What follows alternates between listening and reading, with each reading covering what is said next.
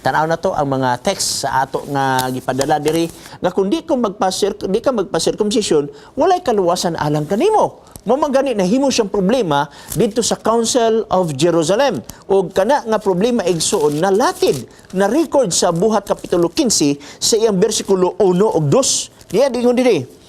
Apan dihay mga tawo nga nahilugsong gikan sa Judea nga nagpanudlo nga nag-ingon sa mga kaigsuunan, gawas kong kasirkundasyon kamo sumala sa batasan ni Moses, dili kamo arang maluwas. So na mga tao igsoon nga nagtudlo nga kung dili ka magpatuli, dili ka maluwas kay alang sa mga Hudiyo, kinahanglan magpatuli ka aron mahimo kang Hudiyo.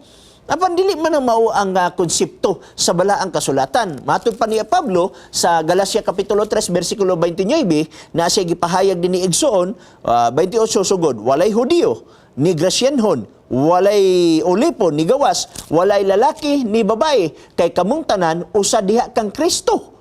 Ug kung kamo mga iyan ni Kristo nan kaliwat kamo ni Abraham manununod sa saad. So imo makita igsoon nga walay ulipon, walay babae, walay lalaki, walay Hudiyo, walay Grasyenhon, kay kita usa diha kang Kristo. Muna nga kung imong sumpayan igsuon sa pagbasa kining imong gideklarar nga bersikulo sa Galacia 5:2, kung imong sumpayan sa pagbasa sa bersikulo 6 nagingon, kay diha kang Kristo Jesus bisan ang pagkamay sirkonsisyon o ang pagkawalay sirkonsisyon, dili magpulos kundili ang pagtuo nga nagabuhat pinaagi sa gugma. Dili magpulos igsuon kanang kayang mga Hudiyo kaniadto ila magunag gipasigarbo ang sirkonsisyon igsuon alang kanila ang sirkonsisyon mao ni basihanan sa kaluwasan. Pero dili man mo gipasigarbo ni Pablo, ang gipasigarbo ni Pablo si Kristo katong gilangsang sa cross. No, kung imo tan-aw dinhi sa gitawag nato og Galacia kapitulo 6 bersikulo 14, iyon siya dinhi.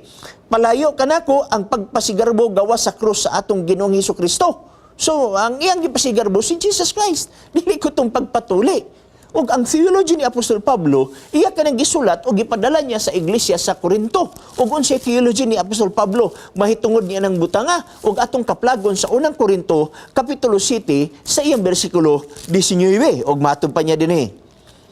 Kay dili mo ay may bili ang pagka may sirkumsisyon, kung ang pagkawalay sirkumsisyon, kung dili ang pagbantay sa kasuguan sa Dios. So dili bililhon ka ng sirkumsisyon. So what kung na-circumcise ka? So may problema natuli ka.